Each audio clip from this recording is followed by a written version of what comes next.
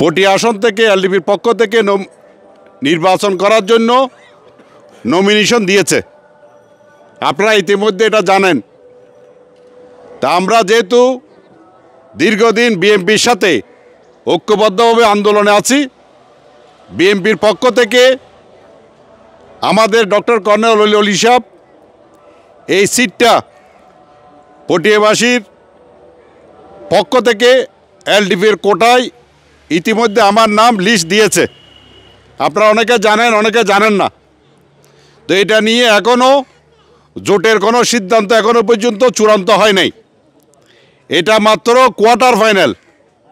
আমরা যারা মাঠে খেলতে যাই কোয়ার্টার ফাইনাল, সেমিফাইনাল বাকি আছে, ফাইনাল খেলাও বাকি আছে। আমরা ফাইনাল খেলার অপেক্ষায় আছি।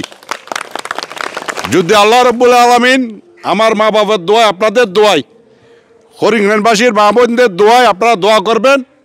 যদি জোটগতভাবে সিদ্ধান্ত আসে আপনাদের এই সন্তানকে যদি বিএনপি জোট থেকে আমাকে নমিনেশন দেওয়া হয়, চূড়ান্ত নমিনেশন হাতে পেলেই আমি এলাকাবাসীকে নিয়ে নির্বাচনী মাঠে নামব, এর আগে নয়।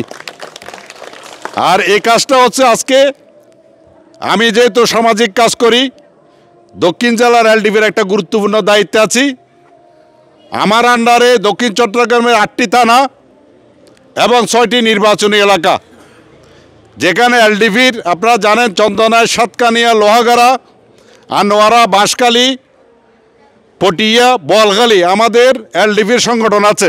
স্কিন শুষ্ক রুক্ষ হয়ে যাবে বলে কি বাইরে যাবে না? জাস্ট 1 2 3 4 করো, স্কিনটাকে রিভাইভ করো। হরিণবাসীর পক্ষ থেকে যদি আমাকে দেওয়া হয়, ইনশাআল্লাহ আমরা পটিয়ার উন্নয়নে, গ্রামের উন্নয়নে আমি আপনাদেরকে নিয়ে কাজ করব।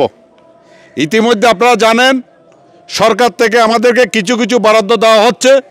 যতটুকু আমরা পাচ্ছি সেটা এলাকার জন্য, হরিণঘানের জন্য, কুসুমপুরার জন্য এবং বিভিন্ন আমাদের যে 17টা ইউনিয়ন এবং একটা পৌরসভায় আমরা ছোট ছোট কাজগুলো ইতিমধ্যে বরাদ্দগুলো দিয়ে যাচ্ছি যতটুকু আমাদের সামর্থ্য আছে।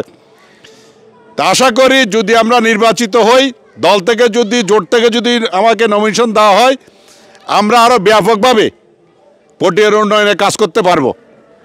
ওই মানুষ বেগুন পছন্দ না করে, মানুষ বেগুন হারাব না। তো আর হইলাম যে গ্রামের জনপ্রতিনিধি, বিভিন্ন রাজনৈতিক দল নেতৃবৃন্দ রাজনীতি করিব, দেশের বৃহত্তর উন্নয়ন, সেবা উন্নয়নের পরিকল্পনা নিয়ে আর গ্রাম অঞ্চল সারা চেয়ারম্যান মেম্বার করি আর ব্যাংকে গরিব সেবা দিবেন লাই অনুজ্ঞ বিত্তশালী, অনুজ্ঞ শিল্পপতি ডাইলি কিন্তু গরিব বিনিয়োগের আড়াতে একখানা সম দিয়া পড়ে।